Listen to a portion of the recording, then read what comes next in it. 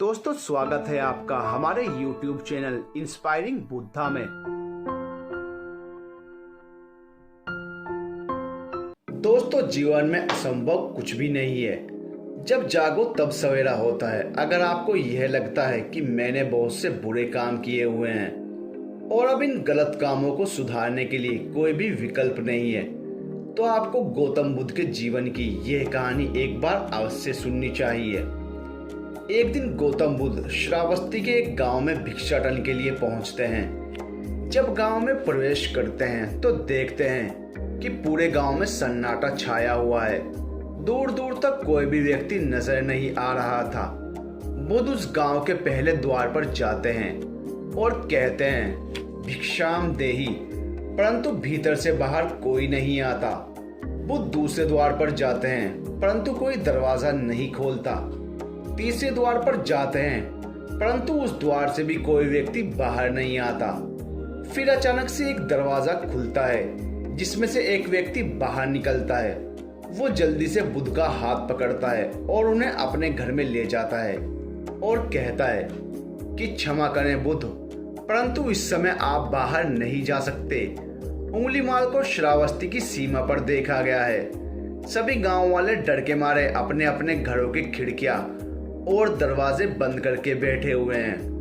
बुद्ध उस व्यक्ति से पूछते हैं, कौन है ये उंगलीमाल, कौन है और उससे इतना भय क्यों है? वह व्यक्ति कहता है कि उंगलीमाल एक राक्षस है। उसे जो भी मनुष्य मिलता है, बच्चा, वृद्ध, स्त्री, पुरुष, यहाँ तक कि सन्यासी भी, वो किसी को भी नहीं छोड़ता। महाराज प्रसन्नजीत के सैनिक भी उससे डरते हैं। गौतम बुद्ध उससे पूछते हैं कि वो कौन से धन के लालच में ये सब करता है। वो व्यक्ति कहता है कि नहीं, उसे धन का कोई लालच नहीं है। वो जब भी किसी आदमी को मारता है तो उसकी उंगली काट कर अपने गले की माला बनाता है, इसीलिए उसका नाम उंगली माल पड़ गया है। और यह भी सुना है कि जब उसके गले की माला में 100 उंगलियां पूरी हो जाएंगी तो उसकी विनाशक शक्तियां और भी ज्यादा बढ़ जाएंगी। गौतम बुद्ध कहते हैं, आभार हो आपका जो आपने मुझे उसके बारे में बताया। फिर वो व्यक्ति बुद्ध से कहता है कि कृपया कर आप बाहर न जाइए, क्योंकि वो आप पर भी वार कर सकता है। गौतम बुद्ध कहते हैं, भय से अपनी राह छोड़ दूं, ऐसा मैंने कभी नहीं किया। मुझे भिक्षा मांगता देख जन जन के हृदय में उंगलीमाल का भय कम होगा। फिर वो व्यक्ति कहता है, नहीं बुद्ध, आप मत जाइए, वो बहुत ही ज्यादा खतरनाक है। बुद्ध कहते हैं कि वो खतरनाक नहीं, वो दुखी है और मुझे उसके पास जाना होगा क्योंकि उसे मेरी आवश्यकता है। इतना कहते हुए बुद्ध उस व्यक्ति के पास से चले जाते हैं। कुछ दूर चलने के बाद बुद्ध वन में प्रवेश करते हैं। वन में चारों ओर एक सन्नाटा छाया होता है। दूर दूर तक ना कोई मनुष्य, ना कोई पशु पक्षी दिख रहा होता है, परंतु बुद्ध अपने मार्ग में आगे बढ़ते रहते हैं। अचानक बुद्ध के सामने उंगलीमाल आकर खड़ा हो जाता है। उसका रूप इतना डरावना है कि कोई भी व्यक्ति उसे देखकर ही भयभीत हो जाए। उसके गले में उंगलियों की माला होती है। चेहरे और हाथ रक्त से सने होते हैं और शरीर बलशाली होता है। उसका रूप इतना भयानक होता है कि किसी भी साधारण व्यक्ति के प्राण तो उसे देखते ही निकल जाएं। परंतु बुद्ध पर उंगलीमाल के डरावने रूप का कोई असर नहीं होता। बुद्ध कुछ क्षण तक शांत मुस्कुराहट के साथ उंगलीमाल की तरफ देखते हैं, फिर उसकी बगल से निकलकर अपने मार्ग में आगे बढ़ जाते हैं। बुद्ध को ऐसा करते देख उंगलीमाल को ये समझ नहीं आता कि उसके साथ ये हो क्या रहा है। वह मन ही मन सोचता है कि मुझे देखकर लोग या तो भाग जाते हैं या मुझे देखकर मर जाते हैं या मुझसे अपने प्राणों की भीख मांगते हैं। मैंने कई सन्यासियों को भी मारा है, परंतु मैंने आज तक कोई ऐसा व्यक्ति नहीं देखा जो मुझे नजरअंदाज करके अपने मार्ग में आगे बढ़ जाए। या तो इसने मुझ पर ध्यान नहीं दिया होगा, या फिर हो सकता है कि यह देख ही नहीं सकता हो, परंतु मुझे इससे क्या, मुझे तो अपने गले की माला पूरी करने हैं। उंगलीमाल बुद्ध को आवाज लगाता है, ए साधु रुक। फिर भी बुद्ध उंगलीमाल को नजरअंदाज करते हैं और अपने मार्ग में आगे बढ़ते रहते हैं।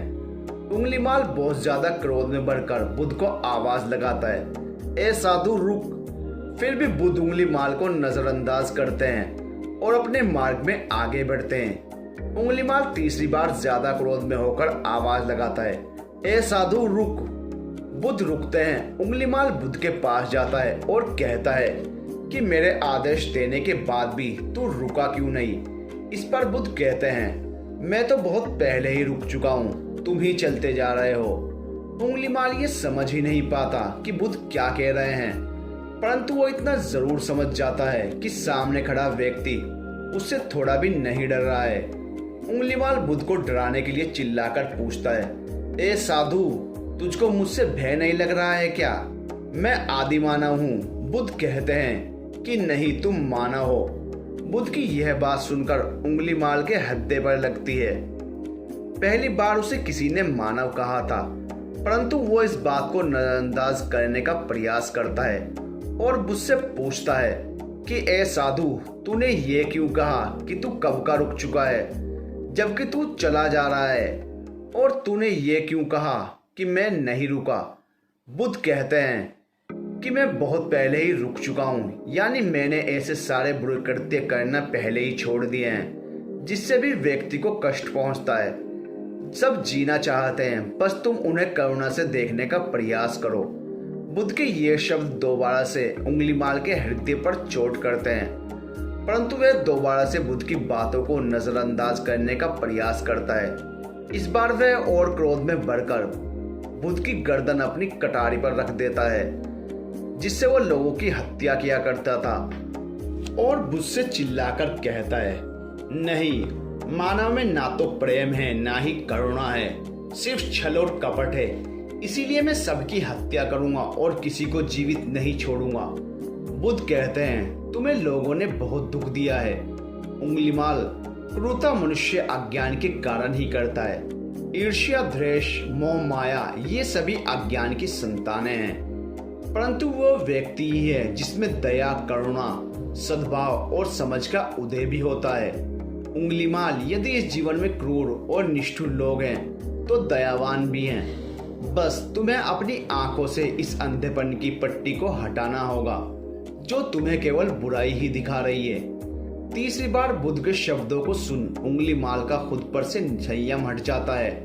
उसे समझ नहीं आता कि पहली बार उसे अपना आपा इतना कमजोर क्यों महसूस हो रहा है। वो कोशिश तो करता है क्रोध करने की, परंतु कर नहीं पाता।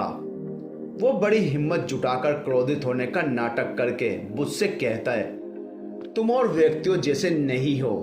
बुद्ध कहते हैं कि मैं हर व्यक्ति जैसा ही हूँ, बस जागृत हूँ और ये सिद्ध कर रहा हूँ कि हर व्यक्ति में जागने की क्षमता है।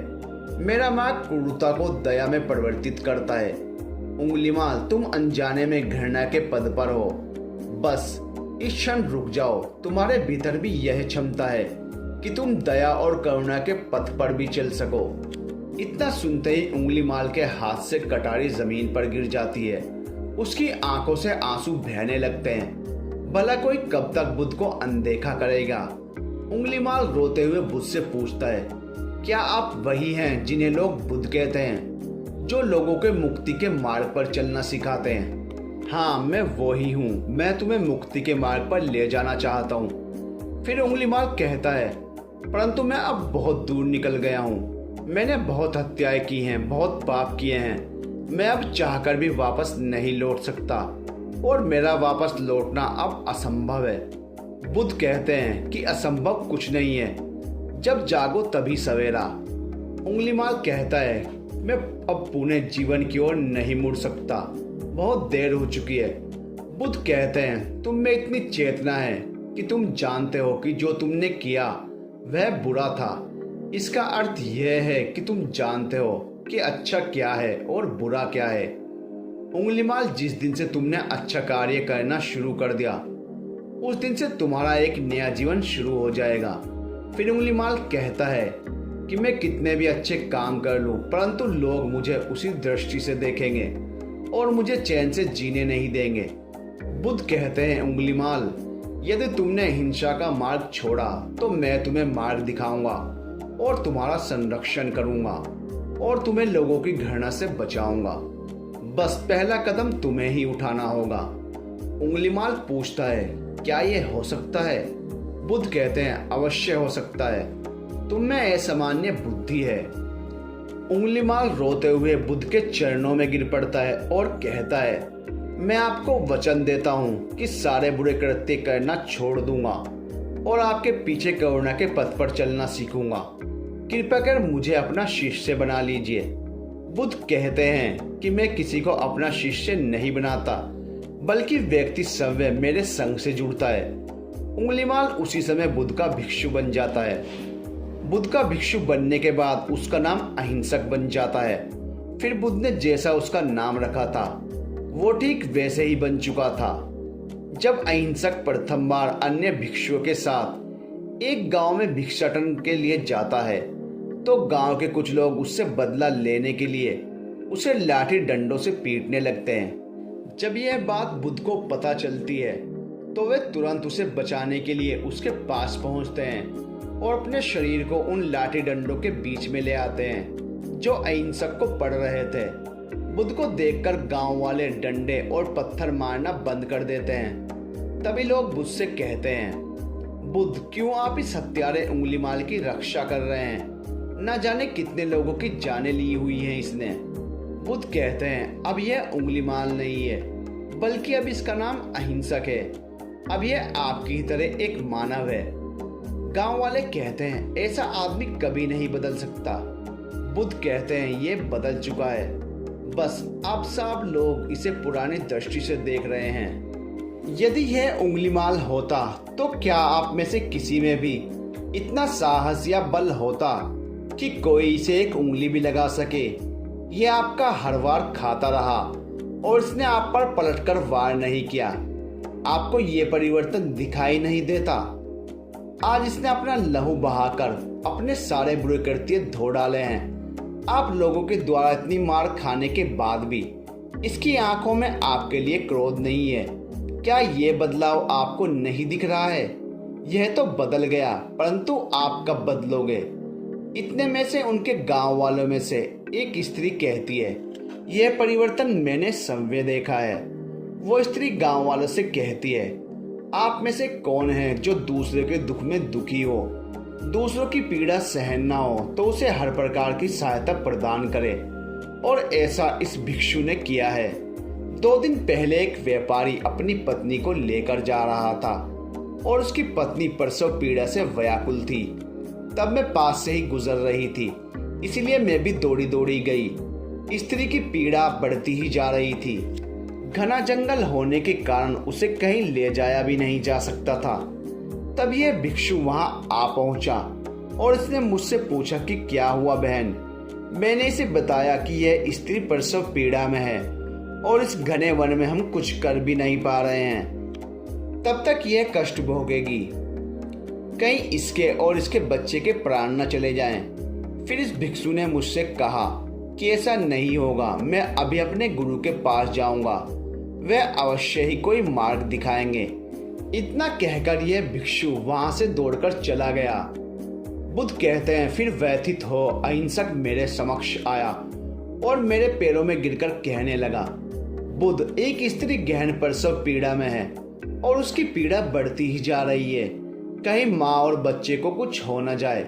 ये सब सुनकर बुद्ध ने कहा कि दौड़कर जाओ और उससे कहो, बहन, जिस दिन से मेरा जन्म हुआ है मैंने जानबूझकर किसी भी प्राणी को कष्ट नहीं पहुंचाया है। मेरे सत्कर्म तुम्हारा सुरक्षा कवच बने और आपकी और आपके शिशु की रक्षा करें। अहिंसक ने मुझसे कहा, परंतु यह तो असत्य होगा बुद्ध। सत्य तो यह है कि मैंने आज तक बहुत से प्राणियों को कष्ट पहुंचाया है। यदि मैंने ऐसा कहा तो वे माता और शिशु उसी समय प्राण त्याग देंगे। फिर बुद्ध ने कहा, तो तुम जाओ और उस स्त्री से कहो, बहन, जिस दिन से मेरा एक नया जन्म हुआ है मैंने सभी बुरे कार्यों को त्यागा है और उस दिन से मैंने किसी भी प्राणी को कष्ट नहीं पहुंचाया है। मेरे सत्कर्म आपका सुरक्षा कवच बने और आपकी और आपके शिशु की रक्षा करें। फिर अहिंसक ने बुद्ध से पूछा कि क्या मेरे सत्कर्म उन्हें बचा लेंगे? बुद्ध ने कहा कि अवश्य, यह तुम्हारी अपनी कमाई है, या तो तुम इसे अपने लिए बचा कर रखो या फिर किसी पराये पर खर्च कर दो। अपने कमाए सदकम को किसी पराये पर न्यौछावर करने से पहले अहिंसक ने एक क्षण नहीं सोचा और वो उसी समय उस स्त्री और उसके शिशु की जान बचाने के लिए वहां चला आया। वह स्त्री कहती है कि हाँ, यह भिक्षु दौड़कर वहां आया और अभी भी वो स्त्री गहन पीड़ा से जूझ रही थी। इसने अपने दोनों हाथ जोड़े और आंखें बंद करके कहने लगा, बहन, जिस क्षण से मैं भिक्षु बना हूँ उस क्षण के बाद मैंने कोई भी ऐसा कृत्य नहीं किया जिससे किसी प्राणी को कष्ट पहुंचे। मेरे सत्कर्म आपके लिए सुरक्षा कवच बने, आपके और आपके शिशु की रक्षा करें। और इतना कहते ही उस स्त्री ने अपने बच्चे को जन्म दिया। फिर बुद्ध कहते हैं कि दूसरों के दुख से दुखी होने वाला यह व्यक्ति अहिंसक कैसे किसी को दुख दे सकता है। यदि यह भिक्षु मन का सच्चा ना होता तो वह स्त्री कब के अपने प्राण त्याग चुकी होती। फिर अहिंसक ने बुद्ध से कहा कि इन्हें मत रोकिए बुद्ध, इन्हें मारने दीजिए और तब तक मारने दीजिए जब तक इनके मन का क्रोध शांत ना हो जाए। फिर बुद्ध अहिंसक को कहते हैं कि कर्म और गुणों के भंडार हो तुम, आज तुमने अपने नाम अहिंसक को सिद्ध कर दिया है। बुद्ध और उस स्त्री की बात सुन वे सब गांव वाले कहते हैं, आप सही कह रहे हैं बुद्ध, अहिंसक बदल चुका है और हमसे ही देखने में भूल हो गई थी। दोस्तों, इस कहानी से हमें यह सीखने को मिलता है कि लोग सोचते हैं कि उन्होंने बहुत सारे गलत काम किए हुए हैं, अब इन गलत कामों को सुधारने के लिए और कोई भी विकल्प नहीं है। पर इस पर गौतम बुद्ध कहते हैं कि चाहे आपने कितने भी बुरे काम क्यों ना किए हुए हों, लेकिन अगर आप एक विचार को अपने मन में लाते हैं कि अब मुझे कुछ सही करना है, तो वही विचार आपके रूपांतरण का कारण बनते हैं। पर सबसे जरूरी बात यह है कि क्या आप अपना पहला कदम उठाने के लिए तैयार हैं। दोस्तों, कैसी लगी आपको हमारी ये कहानी? अगर आपको हमारी कहानी अच्छी लगती है तो प्लीज़ हमें कमेंट करके ज़रूर बताइए। वीडियो को अपने फ्रेंड्स के साथ शेयर कीजिए। मिलते हैं नेक्स्ट वीडियो में, तब तक के लिए गुड बाय।